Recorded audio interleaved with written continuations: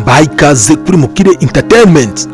Uyu munsi reka turebera hamwe area 50 cyangwa se zone 51 n'ubutaka bwa leta zunze ubumwe za Amerika. Abantu benshi batavugaho rumwe bitewe n'ibintu ngo bihakorerwa. Bamwe batekereza ko ngari ubutaka bukorerwaho n'ibivejuru cyangwa se ama alien. Abandi bitewe no kutahagera no kutahagira amakuru bakahavugaho ibindi bihuha byinshi bitandukanye.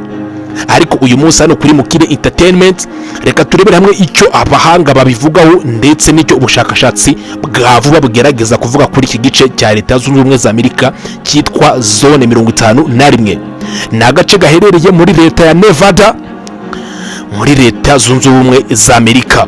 Nabaye ikaze, nge nitwa Mr. Sam, niba utarakora subscribe uyu ni umwanya wo gukora subscribe ugakanda like. Mbaye ikaze. Abantu benshi batekereza ko ahantu ngo hashobora kuba ngo haboneka ibiguruka cyangwa se ibintu bigenda mu kirere bitagaragara bifite ngo ikoranabuhanga rihambaye cyane. Abandi bakakekera ngo ibiremwa bidasanzwe bituruka ku yindi mibumbe. Abandi ngo bakaba bahabona indege zidasanzwe. Abandi nabo bakahavuga ibindi bihuha byinshi bitandukanye. Ariko uyu munsi reka tuguhe amakuru atari y'ivumbi y'ubushakashatsi bwa vuba buheruka kugaruka kuri iyi zone ya leta zunze ubumwe za Amerika cyangwa se aha hantu ho muri leta zunze ubumwe za Amerika vise zone 51. Iyi ni inkuru uzi uri bwigiremo amasomo nyine ndetse n'ubundi bumenyi nyine bwagufasha gukarishya ubwenge bwawe. Niyo mpamvu hano kuri Mukire TV twe dusoma ibitabo tukareba nyine buri kimwe cyose cyagira ikintu kikungura mu buryo bw'ubumenyi, mu buryo bw'ibifatika no mu buryo bwo kwiga. Ibyo byose nibyo tuba twaraziye hano kuri Mukire TV. Narangije no kubaha ikaze. Inkuru ya area 51 itangira mu mwaka w'1955. Muri ibi bihe isi nibwo yari kiva mu ntambara ya kabiri y'isi. Ubu nibwo ahantu hatangiye kwitwa gucya, ariko abantu benshi bataramenya ibintu bihakorerwa. Leta zunze ubumwe za Amerika zari zihanganye n'ubumwe bw'abasoviyete bw'abarusiya mu ntambara y'ubutita. Icyo gihe leta zunze ubumwe za Amerika zashakaga kubaka ibikoresho byo mu rwego rw'ibanga bikora ku rwego rudasanzwe ndetse no kubaka intwaro zihambaye cyane, bakazubakira ahantu hadashobora kuba hagegwa n'undi muntu uwo ari we wese wo mu basoviyete kugira ngo abashe kuba yamenya ibanga izo ntwaro zubakishije cyangwa se izo mbunda, izo ndege. Ibyo byose zone 51 itangira muri 1955 ubwo Amerika yahanganaga n'ubumwe bw'abasoviyete mu ntambara y'ubutita, kuko Amerika yashakaga kubaka ahantu h'ibanga hazajya habafasha gukora indege bakanazigenzura neza, nta wundi muntu ubashije kuba yazibona ngo abashe kuba yazigana. Umaze kumenya ko area 50 uburyo yabonetse cyangwa se uburyo aha hantu habonetse, hanyuma se ngo byaje gukwirakwira gute ko hakorerwa ngo ibyo ibivejuru n'ibindi bintu ngo bidasanzwe. Mu buryo budasanzwe abasoviyete bari bafite ubutasi buhambaye cyane ku buryo babashaga kugenzura buri kimwe cyose cyaberaga muri leta zunze ubumwe za Amerika. Ari nayo mpamvu Amerika yahisemo gufata aha hantu ikahagira ahibanga hakomeye cyane ku buryo nta kintu gishobora kuba cyagenda mu kirere cyabyo, yewe na satellite, nta kindi kintu cyose gishobora kuba cyagenda mu kirere cya area 50, ibe indege, ibe drone, ibe misile, ibiki, nta kintu na kimwe cyashobora kugezana neza gishobora kuba cyagenda hejuru y'ikirere cya zone 51. Ahangaha ni ahantu Amerika ya testingiraga cyangwa se yakoreraga intwaro zikomeye cyane, misile zo guhangana n'abasoviyete, indege za U-2 ndetse n'izindi ntwaro zari zikomeye muri ibyo bihe mu ntambara y'ubutita. Hari ahantu h'ibanga Amerika yashakaga ku buryo nta musoviyete ushobora kuba yahagera ngo abashe kuba yakwigana amakuru y'intambara cyangwa se y'ibikoresho by'intambara Amerika yakoraga byo guhangana n'abasoviyete. Iyi zone cyangwa se iyi area 51 iherereye muri leta ya Nevada mu butayu bwa Nevada mu burengerazuba bwa leta zunze ubumwe za Amerika. Ni ahantu hasa naho hitaruye abandi bantu, ni ahantu nyine bigoye buri muntu wese kuba yagera kuko ni ahantu leta ariyo igenzura buri kimwe cyaho cyose, ku buryo umuntu udasanzwe ahakora cyangwa se n'abahakora bafite uburyo bagenzurwa, ku buryo nta muntu ushobora kuhinjira uko yiboneye. aha hatestingirwa indege z'intambara zihambaye cyane, hagatestingirwa misile n'ibindi bikoresho byose bihambaye Amerika ibidashaka ko isi ihita imenyaho amakuru ya vuba, ku buryo n'abakozi bahakora, abantu bose bakora muri zone 50 cyangwa se muri area 51 basinya inzandiko zivuga ko nta banga na rimwe rishobora kuba ryasohoka ngo rirenge aho hantu. Kirazira kikaziririza kugira ikintu na kimwe uvuga, kuko nta telefone baba bemerewe kujyanayo, nta connection, nta kintu na kimwe uba wemerewe kujyana ahantu, ndetse n'imiryango y'abo bantu bose ntabwo iba igomba kumenya ibintu bibera muri area 50. Abakozi bose bahakora bagomba kubika iryo banga ku rwego rwo hejuru. Amerika ihakorera ibintu byinshi cyane bidasanzwe, indege z'intambara, ibitwaro bidasanzwe, ikoranabuhanga rishyashya, ibi bintu byose niho bigeragerezwa. Nta hantu hanini cyane, ni muri mile 83 mile ziba zisumba ikilometero ho gatoya cyangwa se ibirometero 134 mu majyaruguru ashyira uburengerazuba bwa Las Vegas muri Leta Zunze Ubumwe za Amerika. Nta hantu hakikijwe n'imisozi miremire cyane, ni mu butayu bwa Nevada bukikijwe n'imisozi miremire cyane ku buryo umuntu atapfa kuhagera, kandi nta hantu hanini urumva ko ahantu hagera ku birometero 134 ni hanini cyane. Ndetse muri iyo misozi haba hatezemo za kamera n'utundi tuntu twinshi tugenzura, ku buryo nta kintu kitari ngombwa cyangwa se kitapanguye gishobora kuba cyahagera ngo kibashe kuba cyagira ibyo gitangariza ku bintu bikorerwa kuri iyi area 50. Yewe n'imigi ituriye iyi zone cyangwa se imigi ituriye iki gice cya area 50 cyangwa se imigi nka Las Vegas, iyi migi yose ituriye area 50, ariko nta kintu na kimwe bashobora kuba bamenya kibera aha hantu, kuko n'imihanda yose ijya kuri area 50 haba hariho ibyapa biburira buri umwe wese ushaka kwerekeza aha hantu. Hahora abasekirite bareba buri muntu wese ushobora kugenda agana kuri iki gice cya area 50, amakamera menshi cyane, ibyapa bikuburira, ibyapa bikubwira ko nta nzira ihari, ndetse n'ibindi bintu byinshi bikubwira ko aho hantu utemerewe kuhagera uko wiboneye. Ibyo nibyo bintu uhita ubona iyo ugeze mu mujyi wa Nevada werekeza kuri area 50 aho hantu hari iki gice. Yewe na satellite zo mu kirere ntabwo zemerewe cyangwa se nta nubwo zifata amafoto ya area 50. Ubu ikoranabuhanga rigeze, satellite zo mu kirere zishobora kugenda zigafata amafoto ya buri hantu hose, ariko iyo zigeze hejuru ya area 50 nta satellite n'imwe ishobora kuba yafata amafoto ngo ize yerekane ibintu bikorerwa hariya hantu. Mu gutangira aha hantu haberaga abenjenyeri bari batoya, abahanga mu bya siyanse, abapilote bakomeye mu gutwara indege, aba nibo bantu bakoreraga aha hantu. Ariko nyuma haje kuba ahantu hanini hagenzurirwa ndetse hanakorerwa indege zihambaye cyane, ku buryo Amerika yatumye haba ahantu h'ibanga ridasanzwe hafi n'umujyi wa Las Vegas, mu misozi miremire ya Nevada niho haherereye ibi area 50. Bwa mbere na mbere ahantu hagenzuriwe indege bita U2. Iyi yari indege y'ubutasi ikomeye cyane yazonze ubumwe bw'abasoviyete mu ntambara y'ubutita. Ahantu hagenzuriwe n'ibindi bintu byinshi, misile zigera ku 7,000 zikomeye cyane, indege zihambaye cyane, indege z'ubucuruzi zikomeye. Ibyo byose ni bimwe mu bintu bigenzurirwa muri iyi zone 50, ariko nta muntu ushobora kuba yafata n'ifoto cyangwa se ngo kamera, ngo wagiza kamera ngo ufotora akantu. Ibyo ni ibintu bisa naho ari kirazira. Indege nka U2, indege y'ubutasi yari ikomeye cyane. Iyi ni indege yagenzuriwe aha hantu mu buryo bwa mbere. Hanyuma hari ibindi bintu byinshi nk'ibyo bitwa FO cyangwa se Unidentified Object. Ibi ni ibintu bigenzurirwa aha hantu bita muri area 50 FIO. Ariko ibi bintu byose mwibanga rikomeye cyane, ku buryo nta muntu n'umwe ushobora kuba yamenya ngo ese aha hantu hakorerwa iki.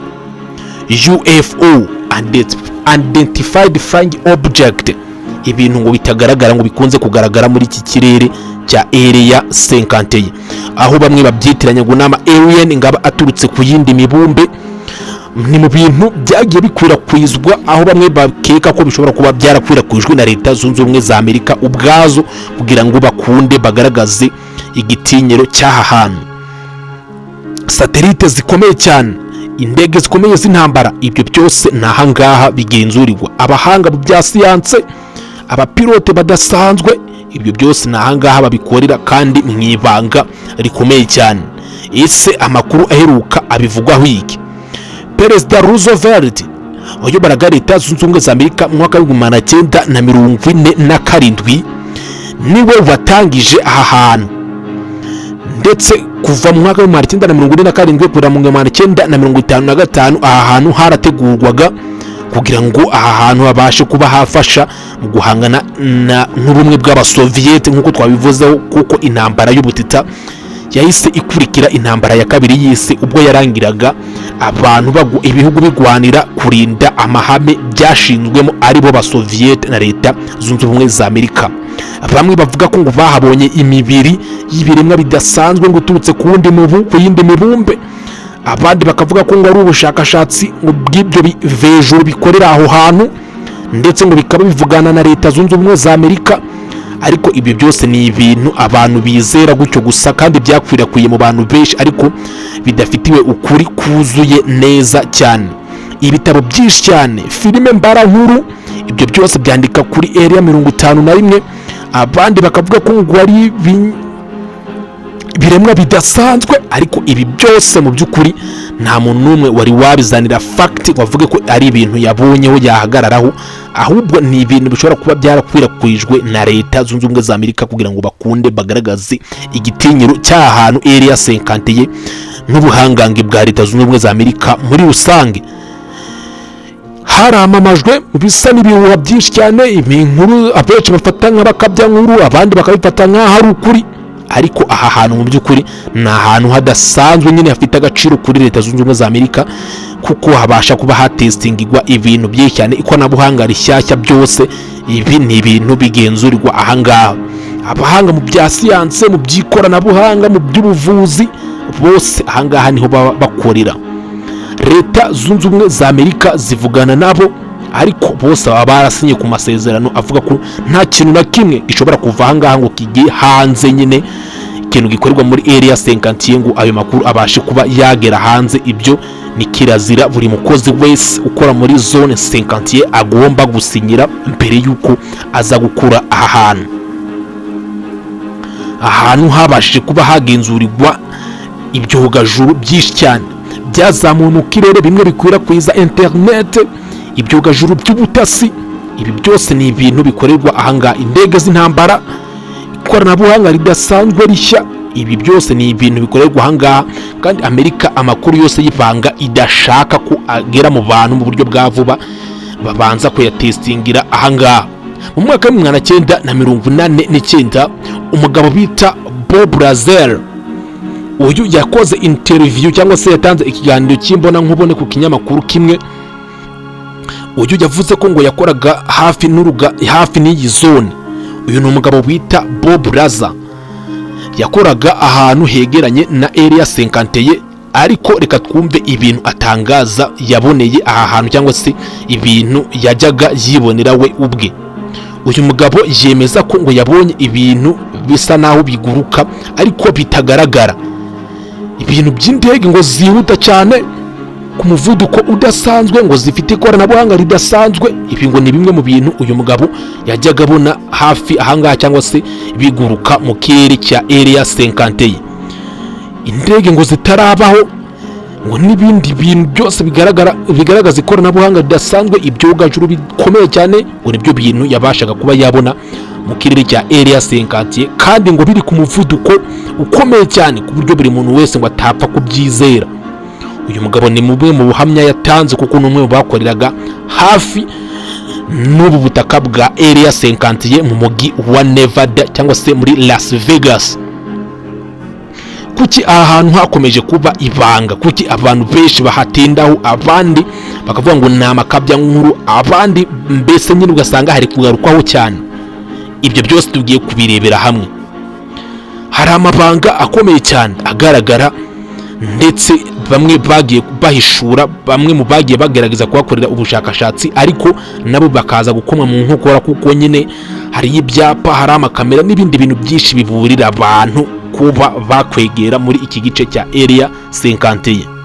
Yewe n'abapilote ba Leta Zunze Ubumwe za Amerika ntabwo bemerewe kugurukiriza indege zabo hejuru y'ikirere cya Area 51 mu gihe batabiherewe uburenganzira.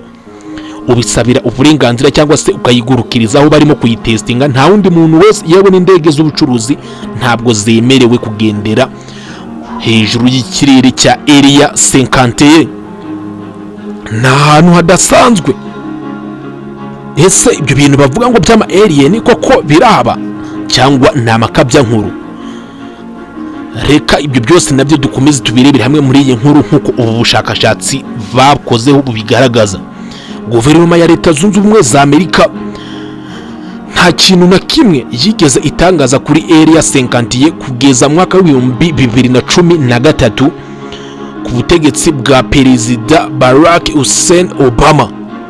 Niho wagize utuntu duke atangaza kuri Area 51, ariko nawe nta kintu kidasanzwe yigeze avuga gikomeye, ahubwo nawe yavuze ko hari ahantu nyine bahagenzura ibyo bintu, nyine nta makuru adasanzwe yahavuzeho atandukanye nayo abantu basanzwe bahakekera. Ariko mbere yaho Leta Zunze Ubumwe za Amerika nta nubwo zemeraga ko aha hantu habaho, ntabwo zemeraga ko zifite ahantu hitwa Area 51. Bamwe bavuga ko ngo bahabona ibitwaro bidasanzwe cyangwa se ibyogajuru cyangwa se ibigendajuru bidasanzwe byo mu kirere ngo biri ku muvuduko utagaragara. Abandi bakavuga ko ngo bajya bahabona ibiremwa bidasanzwe ngo bijya biva ku yindi mibumbe bikaza kuganira n'abakozi ba Leta Zunze Ubumwe za Amerika. Ariko ibyo byose nta muntu n'umwe uza ubifitiye gihamya cyangwa se proof igaragara. Ubwo urubuga rwa Facebook rwakorwaga, higeze kujya hakwirakwizwaho amakuru yamamaza cyangwa se abwira abantu ngo bagomba kumenya byinshi kuri Area 51, ngo bashakisha ukuntu babipererezaho. Ariko Facebook ibigaragara nuko yasaga naho nayo yabitizaga umurindi ibyo bihuha, uburyo bwo gutuma abantu bakomeza gutekereza ko aha hantu ari ahantu nyine ngo hadasanzwe. Amamiliyoni y'abantu benshi cyane bakunze kugenderera umujyi wa Las Vegas, baba bafite amatsiko yo kumenya ibibera muri Area 51. Ariko yewe na Leta Zunze Ubumwe za igisirikare cya Leta Zunze Ubumwe za Amerika n'abasirikare ubwabo ntabwo abemerewe kuhinjira mu gihe batakora cyangwa se batabiherewe ubundi burenganzira. Nta hantu harinzwe n'ibanga ridasanzwe ndetse top secret, ibanga rikomeye cyane ryo ku rwego rwo hejuru. Ubu bushakashatsi cyangwa se iyi documentaire nibo mbasomera igaragaza ko aha hantu mu by'ukuri hakwirakwijwe cyangwa se kuba hamamajwe ndetse inkuru zahavugagaho zatijwe umurindi na Leta Zunze Ubumwe za Amerika kugira ngo hakomeze havugwe nyine, bityo Amerika ikomeze igumane agahiti kayo. Bahita Area 51, top secret area. Ese wowe ni ikihe kintu ujya utekereza gikorerwa aha hantu? Even n'abakozi bahakora nta mukozi n'umwe uhakora wemerewe kugira telefone hajyana, kamera ndetse no gusinya amasezerano avuga ko nta kintu azahajya, nta kintu yahabonye azavuga, ndetse ibintu byose zibe filime, zibe game, ibimiziki, imico, ibi byose byaje bivuga aha hantu bihatakagiza cyangwa se bigira ukundi kuntu bihavuga kugira ngo hakomeze kwamamazwa. Mu by'ukuri ibi bintu ni ibintu bigaragara ko hakwirakwijwe cyangwa se ko aha hantu iyi nkuru yatijwe umurindi n'ibitangazamakuru bikomeye byo muri Leta Zunze Ubumwe za Amerika kugira ngo hakomeze aha hantu havugwe cyane. Nta majwi, nta rusaku, ahantu haba hatuje n'umucanga gusa. Niyo utangiye kugera mu bice byegereye Area 51 nawe urabyumva, nta rusaku ruhaba, nta majwi, ikintu wumva gusa ni umucanga umucanga wo mu butayu n'umuyaga wo mu butayu, nta kindi kintu ushobora kuba wakumva iyo ugeze mu bice bya area 51 hafi aho ngaho. Ni agace kitaruye aha abandi hantu mu misozi miremire ya Nevada ikikijwe n'ubutayu, ku buryo ari ahantu mu by'ukuri uba ubona n'ubundi babigoye ko abantu bahagera mu buryo bworoshye batababonye. Ni nayo mpamvu biba bigoye ko abantu bakorera ubushakashatsi mu by'ukuri ngo babashe kuba baduhishurira ibintu byihishe inyuma y'iriya misozi ya Nevada ihishwemo area 50 cyangwa se zone 51. Mu mabanga akomeye y'igisirikare cya Leta Zunze Ubumwe za Amerika, area 50 nayo izamo, kuko nta hantu nyine h'agaciro gakomeye cyane. Hakorerwa intwaro zikomeye cyane nk'izo bita SR-71 Blackbird. Ni imwe mu ndege y'intambara ikomeye cyane iguruka ku rwego rudasanzwe, ibirometero 3500 mu isaha imwe. Iyi ndege nayo yakorewe ahangaha, ndetse ni naho yaje kugenzurirwa ko ikora neza. Aha hantu nyine niyo mpamvu usanga ibintu byinshi Amerika ibegize nk'amabanga ya gisirikare, ibikoresho by'intambara bidasanzwe ariho bibasha kuba byagenzurirwa. Nta muntu n'umwe buri watekereza ngo amenye icyiyishe aha hantu. Yewe abantu twese tuba dutegereje kuzabona ikinyamakuru cyagira icyo kibidutangarizaho gishya, ariko nta kintu na kimwe kuri ubu cyari cyaboneka gihamya amakuru ya nyayo atariho ivumbi avuga ku bintu bibera ahangaha. Indi ndege yagenzuriwe ahangaha ni yitwa F-117 Night Hawk. Ni indege yitwa Stealth Fighter. Ni indege ikomeye cyane y'igisirikare cya Leta Zunze Ubumwe za Amerika, indege idashobora kubonwa na radar ndetse iguruka ku muvuduko udasanzwe. Ni indege ikozwe mu buryo bwa mpande eshatu kandi iguruka ku muvuduko ukomeye cyane, ku buryo nta muntu ushobora kuba yayicigera. Bamwe mu baturage batuye ahangaha nibo bavuga ko hari igihe bajya bazibonaho gake rimwe na rimwe, ariko nabo nta makuru ahagije bajya babitangaho, kuko ni ibintu nabo batabona neza cyane. Ni igice kidasanzwe cyakomeje kuvugirwa ibanga n'igisirikare cya Leta Zunze Ubumwe za Amerika. Bamwe mu bavuga ko bajya bahabona UFO cyangwa se Identified Flying Object, bavuga ko ibyo bintu nabo bajya babibona nk'imirabyo, ariko atari ibintu nabo baza ngo batangire ubuhamya babe bashushanya neza abantu babashe kubyumva.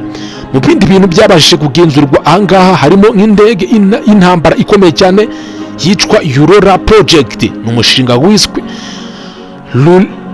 Aurora Project, uho Leta Zunze Ubumwe za Amerika zakoraga indege ikomeye cyane igendera ku muvuduko urenze uwijwi inshuro 5. Iyi ndege nayo yabashije kugenzurwa muri iki gice cya area 51. Indege igenda ku muvuduko kubye inshuro 5 uwijwi, urumva ko ni indege idasanzwe nayo ngo igenzurirwa ahantu bita muri area 51. Ese hari handi makuru nawe bigeze wumva avuga kuri aha hantu? Abenshi bizera ko aha hantu ngo ari igikabyo cya Leta Zunze Ubumwe za Amerika, abandi bakavuga ko ari iryo banga rya Leta Zunze Ubumwe za Amerika, abandi bo bakavuga ko ngo ariyo Amerika igenzurira intwaro za kirimbuzi ndetse ikontororera ibintu byinshi cyane bijyanye n'umutekano wa Leta Zunze Ubumwe za Amerika. Gusa ikiriho cyo nuko nta kintu na kimwe cyari cyagaragaza neza amakuru ya nyayo y'ibintu bibera muri iyi zone bita area 51. Nta kuri guhari kugaragara umuntu yaza avuge kuzuye neza cyane kudashidikanywaho.